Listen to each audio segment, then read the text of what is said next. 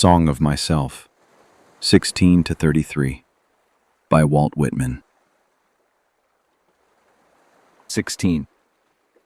I am of old and young, of the foolish as much as the wise, regardless of others, ever regardful of others, maternal as well as paternal, a child as well as a man, stuffed with the stuff that is coarse, and stuffed with the stuff that is fine, one of the nation of many nations, the smallest the same, and the largest the same, a southerner soon as a northerner, a planter nonchalant and hospitable, down by the Oconee I live, a Yankee bound my own way ready for trade, my joints the limberest joints on earth, and the sternest joints on earth, a Kentuckian walking the vale of the Elkhorn in my deerskin leggings, a Louisianian or Georgian, a boatman over lakes or bays or along coasts, a Hoosier,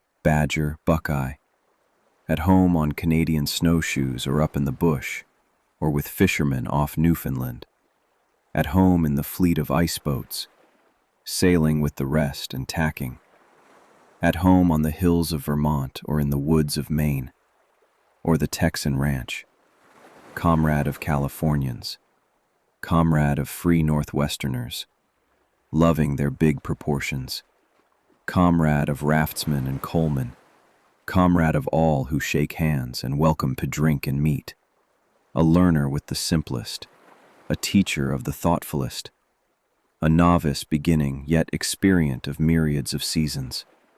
Of every hue and caste am I, of every rank and religion, a farmer, mechanic, artist, gentleman, sailor, Quaker, prisoner, fancyman, rowdy, lawyer, physician, priest. I resist anything better than my own diversity. Breathe the air, but leave plenty after me, and am not stuck up, and am in my place. The moth and the fish eggs are in their place. The bright suns I see and the dark suns I cannot see are in their place. The palpable is in its place, and the impalpable is in its place.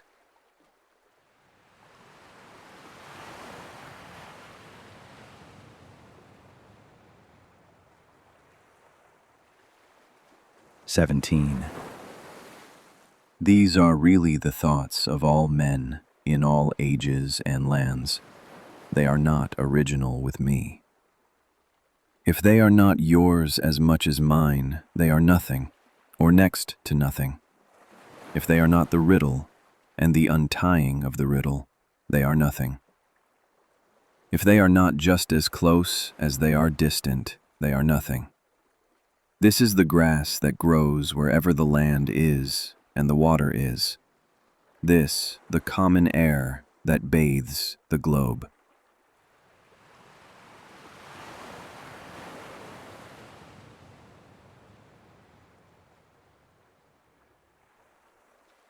18.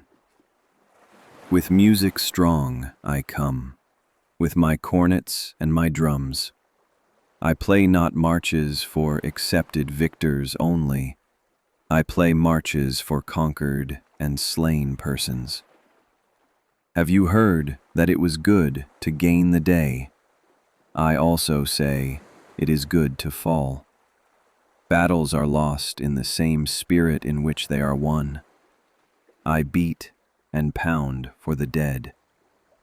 I blow through my embouchures my loudest and gayest for them.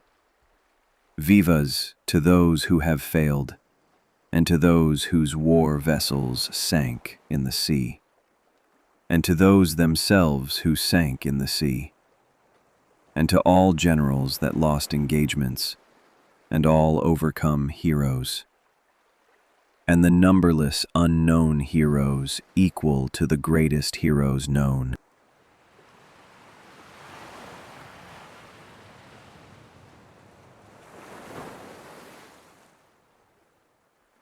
"19. This is the meal equally set, this the meat for natural hunger. It is for the wicked just the same as the righteous. I make appointments with all. I will not have a single person slighted or left away. The kept woman, sponger, thief are hereby invited. The heavy-lipped slave is invited. The venereally is invited. There shall be no difference between them and the rest. This is the press of a bashful hand. This, the float and odor of hair. This, the touch of my lips to yours. This, the murmur of yearning. This, the far-off depth and height reflecting my own face. This, the thoughtful merge of myself, and the outlet again. Do you guess I have some intricate purpose? Well, I have. For the 4th month showers have, and the mica on the side of a rock has. Do you take it, I would astonish? Does the daylight astonish? Does the early red start, twittering through the woods? Do I astonish more than they? This hour I tell things in confidence I might not tell everybody, but I will tell you.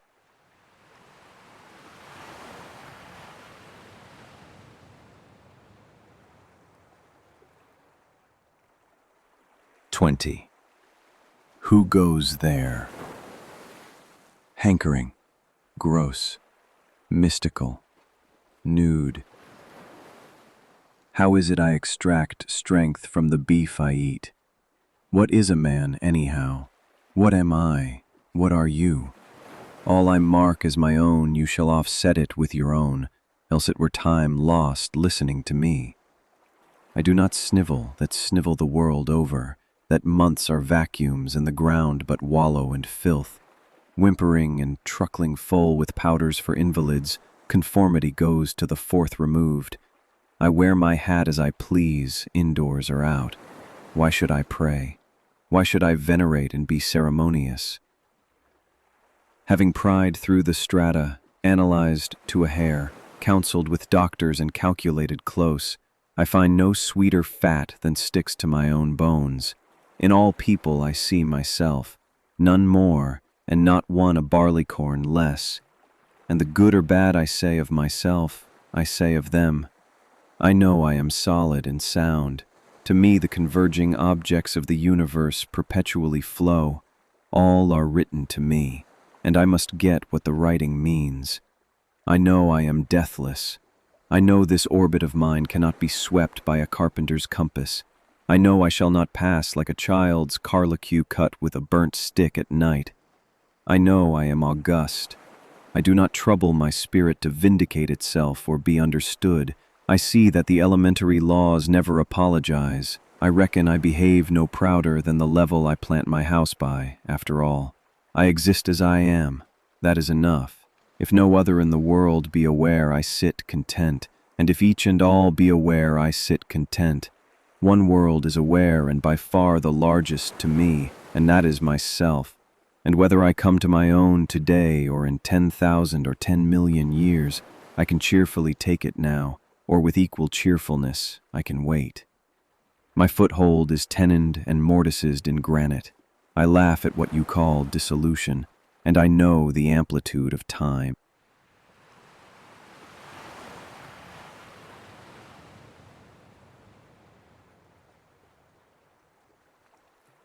"21. I am the poet of the body, and I am the poet of the soul. The pleasures of heaven are with me, and the pains of hell are with me. The first I graft and increase upon myself. The latter I translate into a new tongue. I am the poet of the woman, the same as the man. And I say, it is as great to be a woman as to be a man. And I say, there is nothing greater than the mother of men. I chant the chant of dilation or pride. We have had ducking and deprecating about enough. I show that size is only development. Have you outstripped the rest? Are you the president? It is a trifle. They will more than arrive there, every one, and still pass on. I am he that walks with the tender and growing night.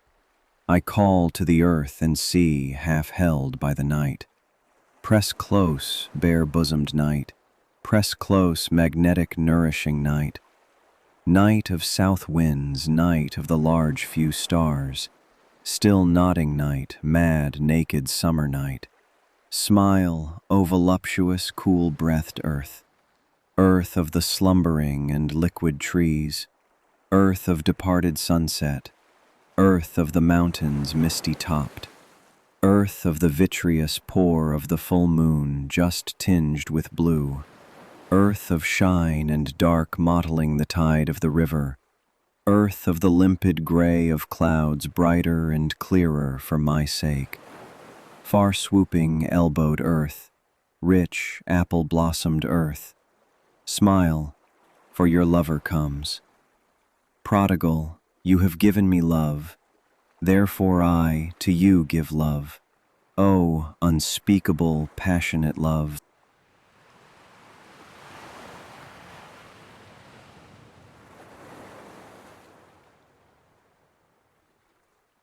"22. You see, I resign myself to you also. I guess what you mean. I behold from the beach your crooked, inviting fingers. I believe you refuse to go back without feeling of me. We must have a turn together.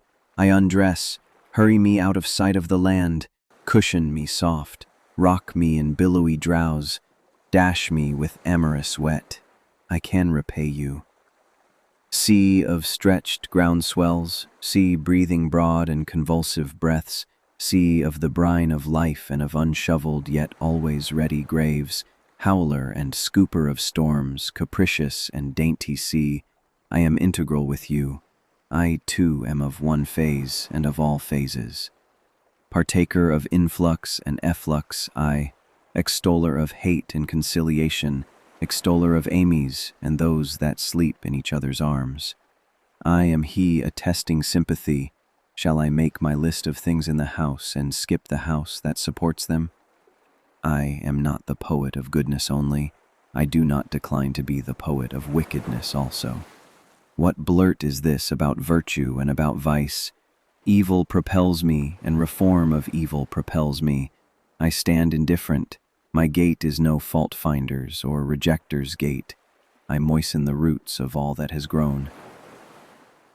Did you fear some scrofula out of the unflagging pregnancy? Did you guess the celestial laws are yet to be worked over and rectified? I find one side a balance and the antipodal side a balance. Soft doctrine as steady help as stable doctrine. Thoughts and deeds of the present are rouse and early start. This minute that comes to me over the past decillions, there is no better than it and now. What behaved well in the past or behaves well today is not such a wonder. The wonder is always and always how there can be a mean man or an infidel.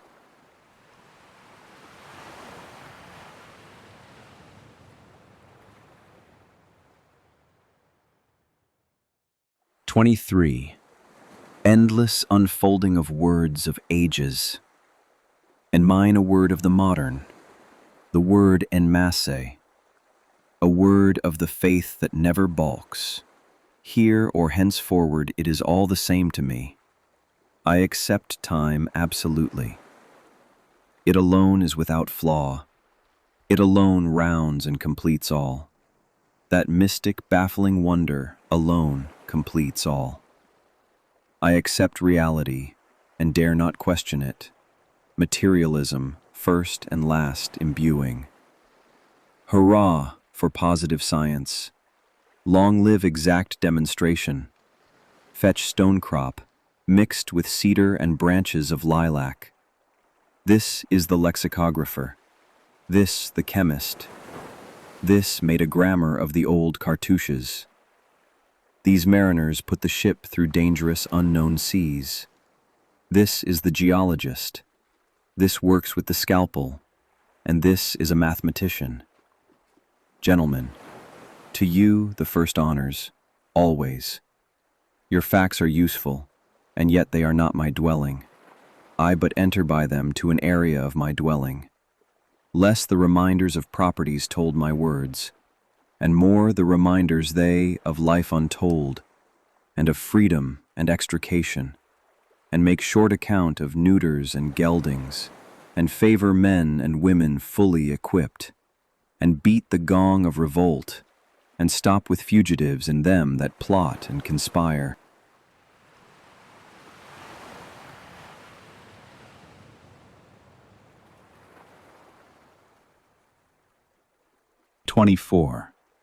Walt Whitman. A kosmos, of Manhattan the sun. Turbulent, fleshy, sensual, eating, drinking, and breeding. No sentimentalist, no stander above men and women, or apart from them. No more modest than immodest. Unscrew the locks from the doors. Unscrew the doors themselves from their jambs. Whoever degrades another degrades me, and whatever is done or said returns at last to me. Through me, the afflatus, surging and surging. Through me, the current and index. I speak the password primeval. I give the sign of democracy. By God, I will accept nothing which all cannot have their counterpart of on the same terms. Through me, many long dumb voices, voices of the interminable generations of prisoners and slaves, voices of the diseased and despairing, and of thieves and dwarfs, voices of cycles of preparation and accretion, and of the threads that connect the stars, and of wombs, and of the father stuff, and of the rights of them the others are down upon, of the deformed, trivial, flat, foolish, despised. Fog in the air, beetles rolling balls of dung.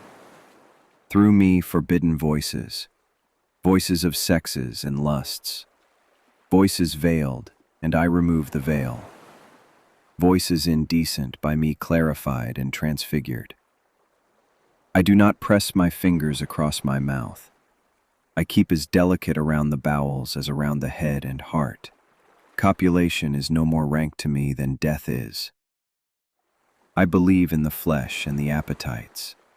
Seeing, hearing, feeling are miracles, and each part and tag of me is a miracle. Divine am I inside and out, and I make holy whatever I touch or am touched from. The scent of these armpits, aroma finer than prayer. This head more than churches, Bibles, and all the creeds. If I worship one thing more than another, it shall be the spread of my own body, or any part of it. Translucent mold of me, it shall be you. Shaded ledges and rests, it shall be you. Firm masculine coulter, it shall be you. Whatever goes to the tilth of me, it shall be you. You, my rich blood. Your milky stream, pale strippings of my life. Breast that presses against other breasts, it shall be you. My brain, it shall be your occult convolutions. Root of washed sweet flag. Timorous pond snipe. Nest of guarded duplicate eggs. It shall be you. Mixed tousled hay of head, beard, brawn. It shall be you. Trickling sap of maple. Fiber of manly wheat, it shall be you. Sun so generous, it shall be you. Vapors lighting and shading my face, it shall be you. You sweaty brooks and dews, it shall be you. Winds whose soft tickling genitals rub against me, it shall be you. Broad muscular fields, branches of live oak. Loving lounger in my winding paths, it shall be you. Hands I have taken, face I have kissed, mortal I have ever touched, it shall be you. I dote on myself, there is that lot of me and all so luscious, Each moment and whatever happens thrills me with joy. I cannot tell how my ankles bend, nor whence the cause of my faintest wish, nor the cause of the friendship I emit, nor the cause of the friendship I take again.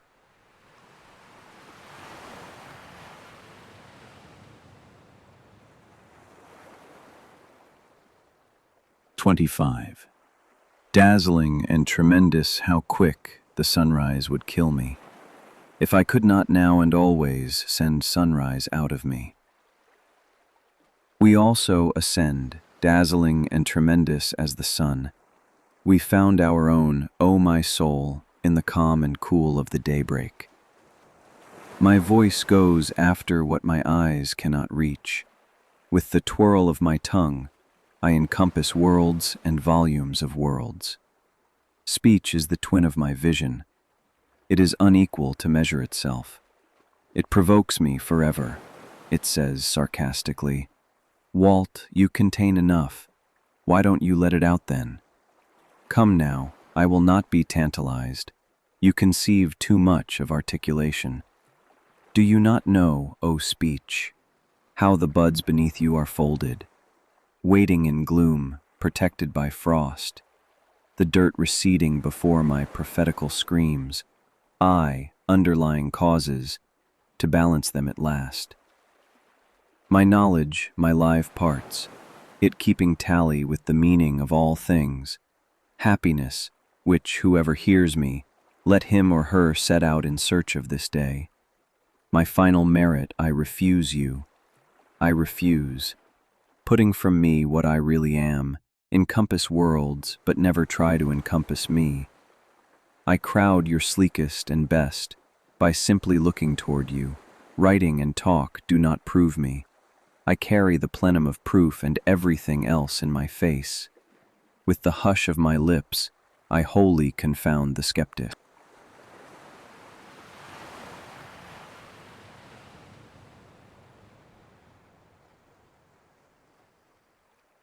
"26. Now I will do nothing but listen, to accrue what I hear into this song, to let sounds contribute toward it. I hear bravuras of birds, bustle of growing wheat, gossip of flames, clack of sticks cooking my meals. I hear the sound I love, the sound of the human voice.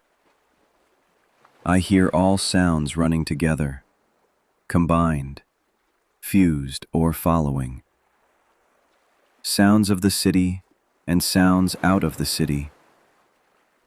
Sounds of the day and night. Talkative young ones to those that like them. The loud laugh of work people at their meals. The angry bass of disjointed friendship. The faint tones of the sick. The judge with hands tight to the desk, his pallid lips pronouncing a death sentence. The heveo of stevedores unlading ships by the wharves. The refrain of the anchor lifters. The ring of alarm bells. The cry of fire.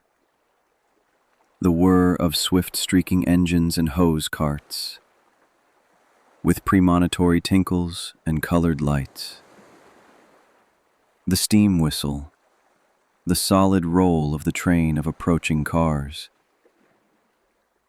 The slow march, played at the head of the association, marching two and two. They go to guard some corpse. The flag tops are draped with black muslin. I hear the violoncello. 'Tis the young man's heart's complaint. I hear the keyed cornet. It glides quickly in through my ears. It shakes mad sweet pangs through my belly and breast. I hear the chorus. It is a grand opera. Ah, this indeed is music. This suits me. A tenor large and fresh as the creation fills me. The orbic flex of his mouth is pouring and filling me full. I hear the trained soprano. What work with hers is this? The orchestra whirls me, wider than Uranus flies. It wrenches such ardors from me, I did not know I possessed them. It sails me, I dab with bare feet. They are licked by the indolent waves. I am cut by bitter and angry hail. I lose my breath. Steeped amid honeyed morphine, my windpipe throttled in fakes of death. At length let up again to feel the puzzle of puzzles, and that we call being.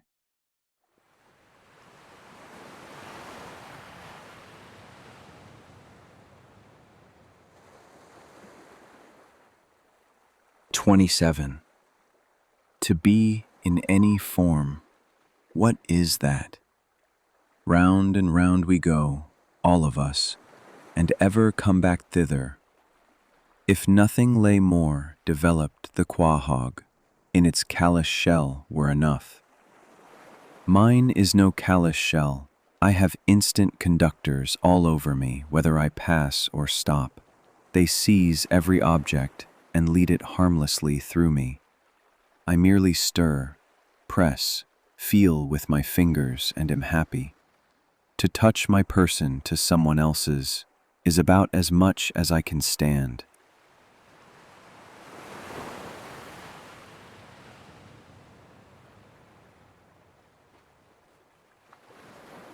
"28. Is this then a touch, quivering me to a new identity? Flames and ether making a rush for my veins. Treacherous tip of me reaching and crowding to help them. My flesh and blood playing out lightning to strike what is hardly different from myself. On all sides prurient provokers stiffening my limbs, straining the udder of my heart for its withheld drip. Behaving licentious toward me, taking no denial. Depriving me of my best, as for a purpose. Unbuttoning my clothes, holding me by the bare waist. Diluting my confusion with the calm of the sunlight and pasture fields. Immodestly sliding the fellow senses away. They bribed to swap off with touch and go, and graze at the edges of me. No consideration, no regard for my draining strength or my anger. Fetching the rest of the herd around to enjoy them a while, then all uniting to stand on a headland and worry me. The sentries desert every other part of me. They have left me helpless to a red marauder. They all come to the headland to witness and assist against me. I am given up by traitors. I talk wildly. I have lost my wits. I and nobody else am the greatest traitor. I went myself first to the headland. My own hands carried me there. You villain touch, what are you doing? My breath is tight in its throat. Unclench your floodgates. You are too much for me.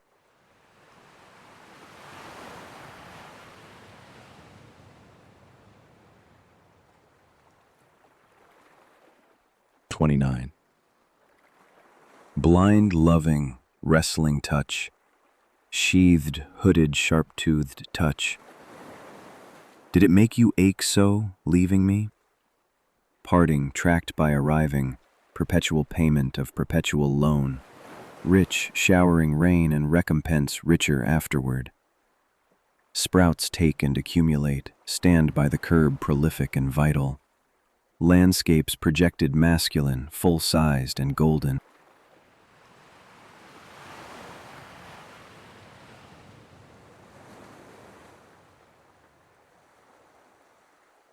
30. All truths wait in all things. They neither hasten their own delivery nor resist it. They do not need the obstetric forceps of the surgeon. The insignificant is as big to me as any. What is less or more than a touch? Logic and sermons never convince. The damp of the night drives deeper into my soul. Only what proves itself to every man and woman is so. Only what nobody denies is so. A minute and a drop of me settle my brain. I believe the soggy clods shall become lovers and lamps, and a compend of compends is the meat of a man or woman. And a summit and flower there is the feeling they have for each other, and they are to branch boundlessly out of that lesson until it becomes omnific, and until one and all shall delight us, and we them.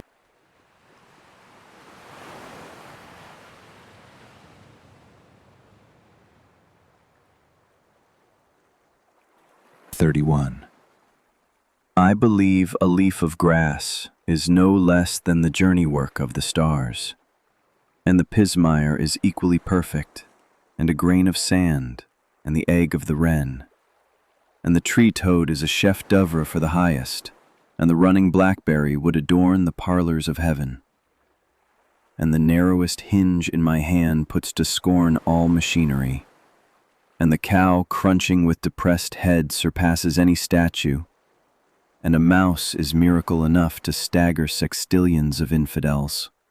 I find I incorporate gneiss, coal, long-threaded moss, fruits, grains, esculent roots, and am stuccoed with quadrupeds and birds all over, and have distanced what is behind me for good reasons, but call anything back again when I desire it. In vain the speeding or shyness, in vain the plutonic rocks send their old heat against my approach. In vain the mastodon retreats beneath its own powdered bones.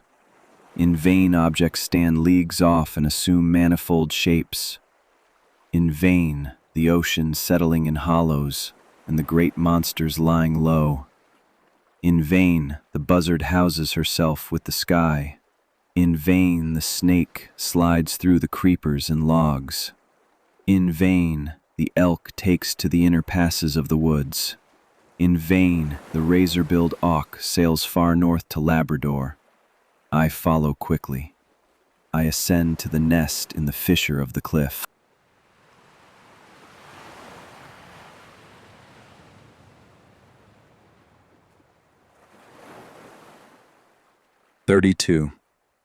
I think I could turn and live with animals. They are so placid and self-contained. I stand and look at them long and long. They do not sweat and whine about their condition. They do not lie awake in the dark and weep for their sins. They do not make me sick discussing their duty to God. Not one is dissatisfied. Not one is demented with the mania of owning things. Not one kneels to another, nor to his kind that lived thousands of years ago. Not one is respectable or unhappy over the whole earth. So they show their relations to me, and I accept them. They bring me tokens of myself. They evince them plainly in their possession. I wonder where they get those tokens. Did I pass that way huge times ago and negligently drop them? Myself moving forward, then and now and forever, gathering and showing more always and with velocity infinite and omnigenous, and the like of these among them, not too exclusive toward the reachers of my remembrancers, picking out here one that I love, and now go with him on brotherly terms, a gigantic beauty of a stallion, fresh and responsive to my caresses, head high in the forehead, wide between the ears, limbs glossy and supple, tail dusting the ground, eyes full of sparkling wickedness, ears finely cut, flexibly moving. His nostrils dilate as my heels embrace him. His well-built limbs tremble with pleasure as we race around and return. I but use you a minute, then I resign you, stallion. Why do I need your paces when I myself outgallop them? Even as I stand or sit, passing faster than you.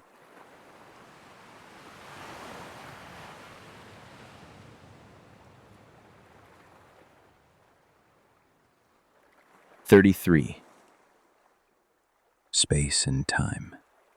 Now I see it is true, what I guessed at, what I guessed when I loafed on the grass, what I guessed while I lay alone in my bed, and again as I walked the beach under the paling stars of the morning. My ties and ballasts leave me. My elbows rest in sea gaps. I skirt sierras. My palms cover continents. I am afoot with my vision. By the city's quadrangular houses, in log huts, camping with lumbermen, along the ruts of the turnpike, along the dry gulch and rivulet bed, weeding my onion patch or hoeing rows of carrots and parsnips, crossing savannas, trailing in forests, prospecting, gold digging, girdling the trees of a new purchase, scorched ankle deep by the hot sand, hauling my boat down the shallow river, where the panther walks to and fro on a limb overhead, where the buck turns furiously at the hunter, where the rattlesnake suns his flabby length on a rock, where the otter is feeding on fish, where the alligator, in his tough pimples, sleeps by the bayou, where the black bear is searching for roots or honey, where the beaver pats the mud with his paddle-shaped tail, over the growing sugar, over the yellow-flowered cotton plant,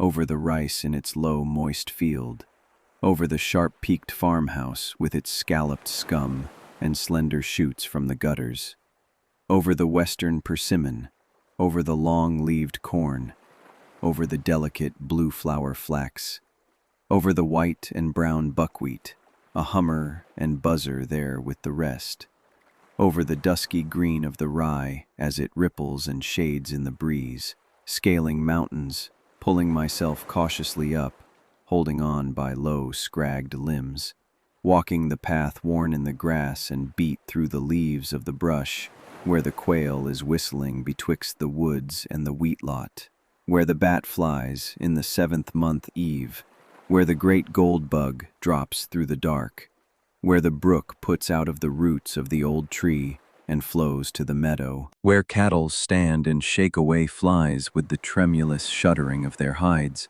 where the cheesecloth hangs in the kitchen, where andirons straddle the hearth slab, where cobwebs fall in festoons from the rafters, where trip hammers crash, where the press is whirling its cylinders, wherever the human heart beats with terrible throes under its ribs, where the pear-shaped balloon is floating aloft, floating in it myself and looking composedly down, where the life car is drawn on the slip noose, where the heat hatches pale green eggs in the dented sand, where the she-whale swims with her calf and never forsakes it, where the steamship trails hindways its long pennant of smoke, where the fin of the shark cuts like a black chip out of the water, where the half-burned brig is riding on unknown currents, where shells grow to her slimy deck, where the dead are corrupting below, where the dent-starred flag is borne at the head of the regiments, approaching Manhattan up by the long, stretching island,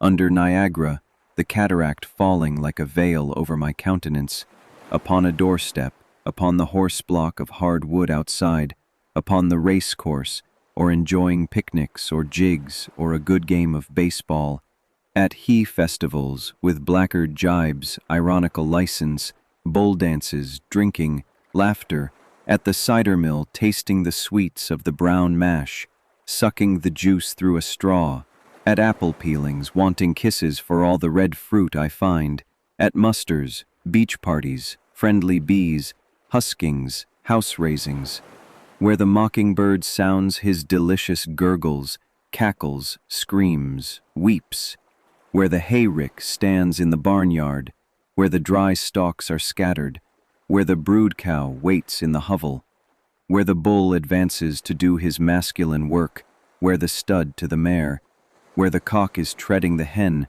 where the heifers browse, where geese nip their food with short jerks, where sundown shadows lengthen over the limitless and lonesome prairie, where herds of buffalo make a crawling spread of the square miles far and near, where the hummingbird shimmers, where the neck of the long-lived swan is curving and winding, where the laughing gull scoots by the shore, where she laughs her near-human laugh, where beehives range on a gray bench in the garden, half hid by the high weeds, where band-necked partridges roost in a ring on the ground with their heads out, where burial coaches enter the arched gates of a cemetery, where winter wolves bark amid wastes of snow and icicled trees, where the yellow-crowned heron comes to the edge of the marsh at night and feeds upon small crabs, where the splash of swimmers and divers cools the warm noon, where the katydid works her chromatic reed on the walnut tree over the well,